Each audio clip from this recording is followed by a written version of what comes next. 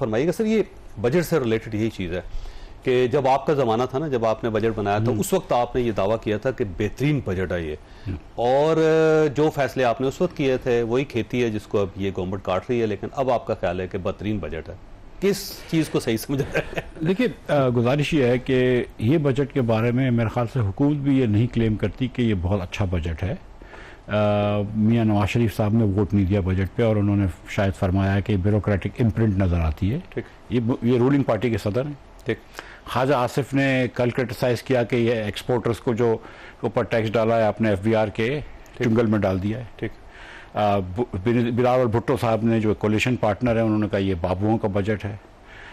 सलीम मांडवी वाला साहब जो फाइनेंस कमेटी के चेयरमैन हैं, इनके कोलिशन पार्टनर हैं, उन्होंने भी बजट को ये कहा कि ये महंगाई का इंदिया दे रहा है।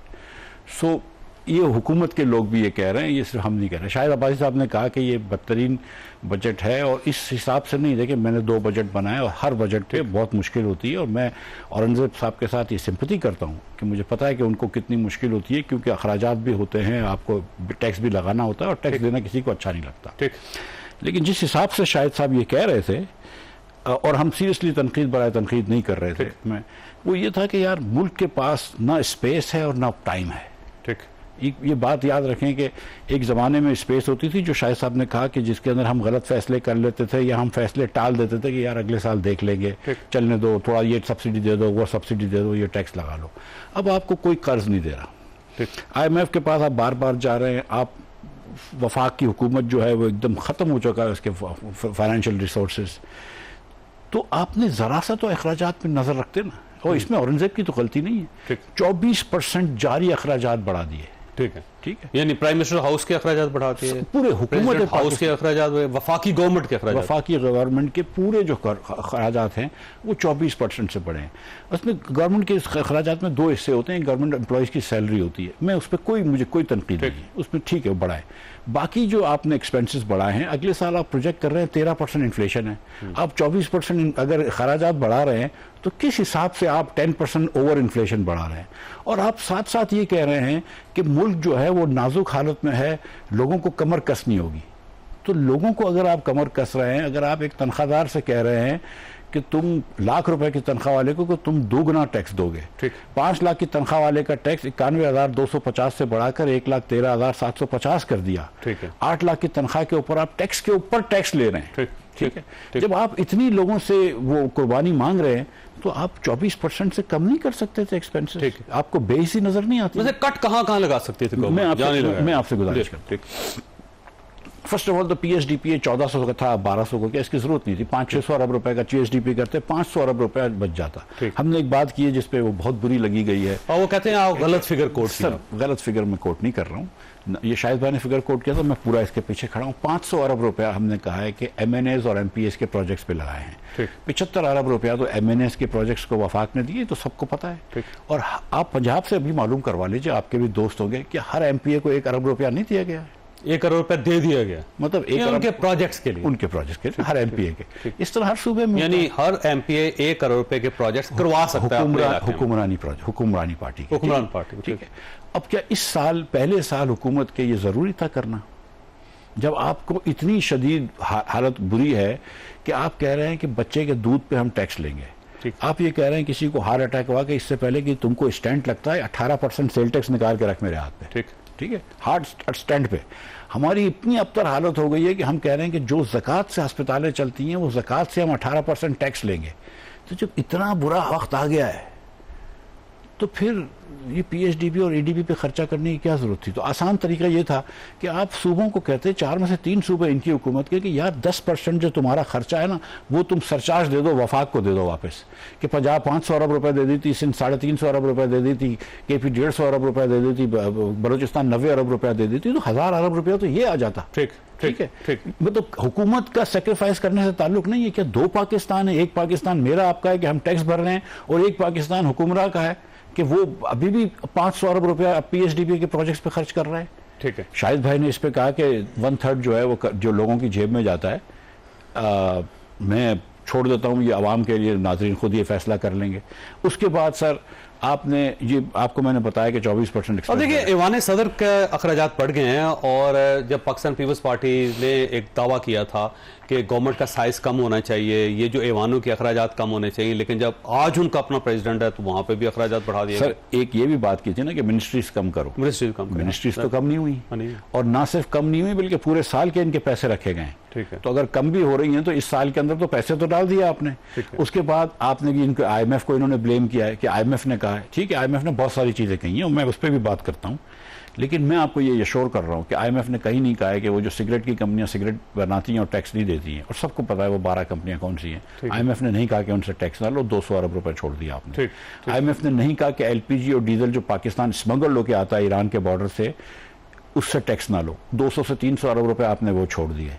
ये IMF ने नहीं कहा है। IMF ने नहीं कहा आपको कि फाटा के इंडस्ट्रियलिस्ट को आप टैक्स ब्रेक दे दें, चाहे कि वो लाहौर में सरिया बेचें, कराची में घी बेचें, फाटा में कोई प्राइस सस्ती नहीं करी।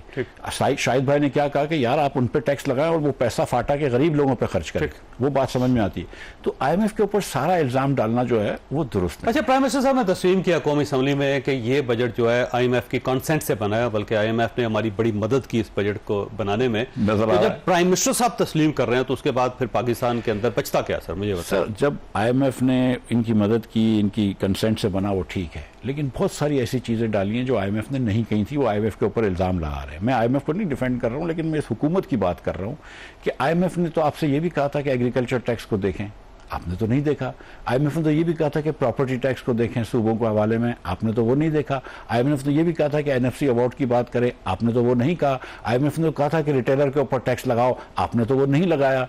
तो भाई मतलब ये अच्छा मैं और इसका पिक एंड चूज है, जो आपको सूट करता है वो आपने उठा लिया, जो नहीं सूट करता आपने इग्नोर कर दिया। हाँ, और कहीं मतलब मुझे आप बताएं ना जावेद भाई कि जिस वक्त मुल्क एक माशी मुश्किलात से गुजर रहा हो, उस वक्त आपको 24% एक्सपेंस बढ़ाने की जरूरत है, जबकि इन्फ्लेशन अब टेम हो गया है। मतलब seriously it makes no sense. ये बेहिसी है, और ये हुकूमत की तरजीहात जो है ना, मैं समझता हूँ कि ये लोगों की तरजीहात से मुंसलिक नहीं है।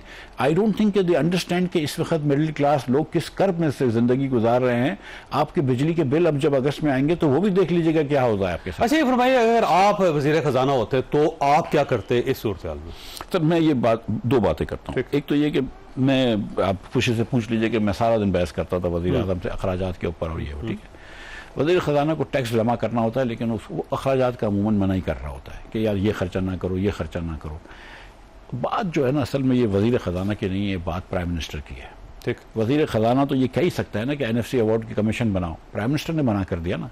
वज़ीर ख़ज़ाना तो ये कहता होगा ना कि यार 800 अरब रुपए पे रुक जाओ, मैं तो बोलता 600 अरब पे रुक जाओ PSDP पे। आपको क्या जरूरत थी 1400 अरब पे जाने की? आपके अगले साल इलेक्शन में जा रहे हैं, नॉट के इलेक्शन ईयर में भी जस्टिफाई होता है, लेकिन चलो इलेक्शन ईयर में जा रहे हैं। आपने बोला नहीं यार ये करना जरूरी है। फाटा को मैं तो यकीन से बता रहा हूं कि फाटा को जो टैक्स ब्रेक दिया गया वजीर खजाना ने नहीं कहा होगा उसका। ये गंडापुर साहब का मुतालबा था वैसे, गंडापुर साहब के कहने पे, और उसके साथ साथ फिर पाकिस्तान मुस्लिम लीग नून के वो MNA जिनका ताल्लुक खैबर पख्तूनख्वा के साथ है, उनके कहने पे। सर मैं आपसे गुजारिश कर रहा हूँ ना कि ये पैसे आप टैक्स लगाते, और ये जो पैसे थे 68 अरब रुपया 70 अरब रुपया जो भी आपको मिलता ये आप दे देते फाटा। उसमें इसका नुकसान क्या होता है कि जो घी मिल पाकिस्तान के दूसरे शहरों में लगी है, जो स्टील मिल दूसरे शहरों में लगी है, वो अनकंपेरेटिव हो जाती है, उसका बिजनेस का नुकसान होता है, हमको वहां से भी टैक्स नहीं मिलता है और उधर भी अनएम्प्लॉयमेंट होती है। आप ये तो मतलब सरासर ज्यादती है ना। तो मैं आपसे गुजारिश ये कर रहा हूँ कि, और ये इमरान खान साहब हुकूमत में आने से पहले आपको पता है PSDP के बड़े खिलाफ होते थे, लेकिन जब हुकूमत में आए तो अल्हम्दुलिल्लाह PSDP भी किया, और KP में माशाल्लाह से ADP ग्रो ही कर रहा है। सो हमने तो ये देख लिया इन रिवायती सियासतदानों को कि ये कहते कुछ हैं और माशाल्लाह। अच्छा वैसे उनका क्लेम ये है कि ये सारी बुनियादें आप रखे गए थे, जब आप आए थे तो आपने बिजली की कीमतें बढ़ा दी, गैस की कीमतें बढ़ा दी, पेट्रोल की कीमतें बढ़ा दी, टैक्सीज आपने बढ़ा दिए, और पूरी इंडस्ट्री जो थी उसके ऊपर टैक्स लगा के आपने पूरी इंडस्ट्री बंद करवा दी। वो कहते हैं जी वो उन्होंने जो कुछ किया अब उसी का खेल है जो आगे चल रहा है। मैंने पेट्रोल की कीमत बढ़ाई थी, बिल्कुल सही बात है। जब मैं जिस दिन हम वजीर खजाना में बना हुकूमत में आए थे, उस दिन 110 अरब रुपया महीने का नुकसान हो रहा था। हुकूमत चलाने का खर्चा 40 अरब था, वफाक दिफा चलाने का भी खर्चा इतना नहीं था जितना कि वो चलाने का खर्चा था। 110 अरब रुपया आपका खर्चा था। पेट्रोल के अंदर हुकूमत 70 रुपए डीजल में जेब से दे रही थी और 40 रुपए पेट्रोल पे दे रही थी। आज 70 रुपए डीजल पे टैक्स ले रही है हुकूमत, यानी कि 140 का फर्क हो गया। वो कह रहे हैं कि ना बढ़ाओ, तो फिर IMF भी नहीं आएगा, तो वो तो मजबूरी थी। और मैं तो ये सवाल पढ़ता था इनसे कि यार ये जो पैसे बढ़ रहे हैं पेट्रोल के, ये मेरी जेब में जा रहे हैं या हुकूमत का नुकसान कम हो रहा है? सो वो तो डिफरेंट बात थी। और टैक्स जो मैंने लगाए उसका और आज का जो टैक्स है उसका मुआवजा कर लीजिए कि मैंने जो भी गलतियां की हैं, और टैक्स हमको भी IMF ने कहा था टैक्स लगाने का,